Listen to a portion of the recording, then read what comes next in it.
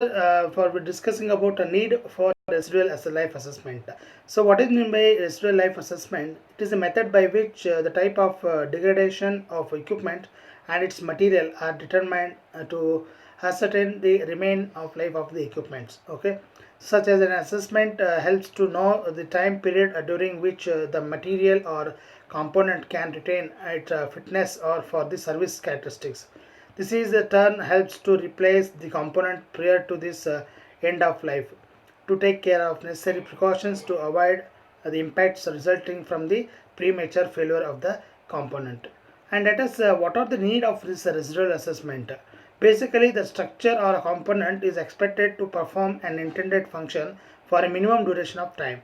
However, in some cases, the premature failures does not take any variety of reasons, namely, so lack of good design or poor material selection or uncontrollable manufacturing process or assembly and installation error, operational and maintenance error, or unexpected environmental impact. These are all not be considered for the failure of does take place in the premature objects. So this premature failure has a direct impact on this time and energy and money also be invested in developing such components, and moreover injuries and loss of human lives cannot be ruled out. So hence this is required to perform a life assessment task at a regular interval of estimated remaining life of component.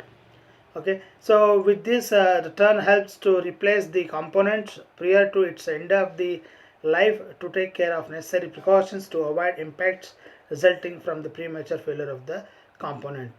So for example, any of the organization for activities, industrial activities, the plants and components started um, very long ago, in the year 1990 itself. So this RL has also been primarily in the field of power sector and petrochemical sector as well as defense sector. So mainly in this Air Force, the NDT has been recognized as a invaluable tool for RLA. So this NDT, that is non-destructive testing for material characterization, for flaw detection and assessment are investigated and used. So this procedure for this RLA and use for technique including NDT have been standardized in India, and statutory board are advisory of this monitor and control of RLA activities in many of the ways. So before planning this to conduct RLA study, the number of information needs to be collected, like complete details of this test component, previous test history and period of services, and other necessary details also is going to be identified. And finally, the correlation of this NDT test results with this operational parameter are going to be used for estimating the SLA, and that is our residual life of the component. So let us discuss what are the use of non-destructive testing machines. Okay,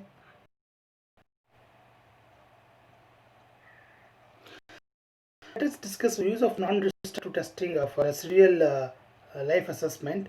So here we are going to discuss about for the recognized as an invaluable tool for RLA. So the brief description we are discussing now. The first one is in situ metallography test. Second one is a thermography test, and third one is ultrasonic test, and fourth one is liquid penetrant test, and finally fifth one is magnetic particle test.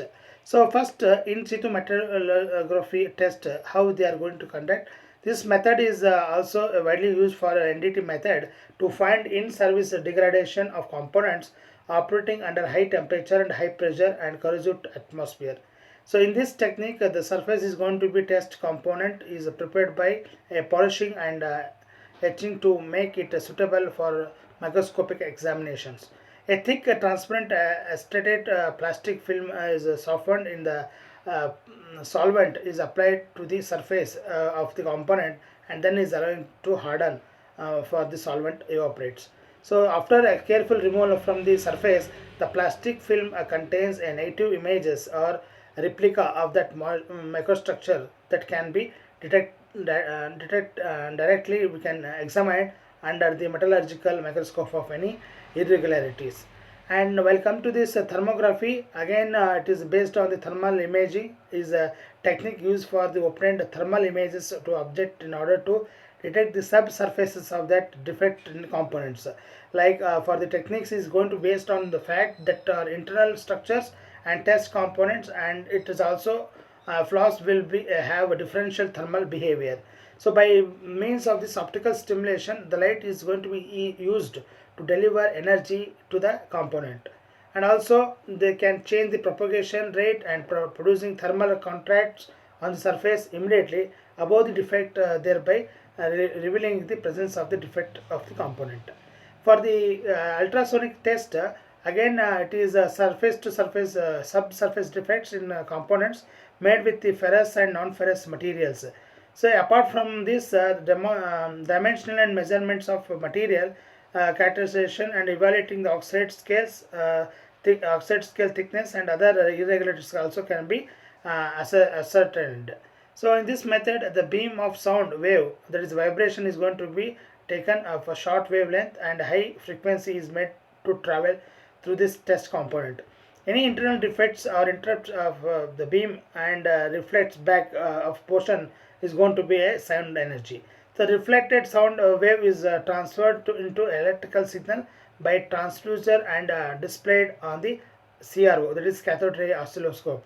Okay, so this amplitude of this reflected energy and time required to return this object, that indicates the presence and location of the defected area of the component. And finally, the liquid penetrate is also be a component made with ferrous and non-ferrous material. In this, what they will do for the fluorescent, that is colored liquid applied on the surface of the component is allowed to penetrate into a flaw by capillary action and allow the surface tension and lower the surface tension. And after some time, what happen, excess liquid on this surface is going to be wiped off, and the developing of agent, it is in the form of powder, is applied on the surface. This developer acts like a blotter and draws the penetrant out of this flaw. This component is also be inspected under ultraviolet or black light to reveal this presence of the defects. And finally, it is a magnetic particles test. Magnetic particles test means, suppose the test is going to be used to detect the surface or slightly subsurface defects in components made by with the ferrous material. And this test components is magnetized by inducing an electric current into it.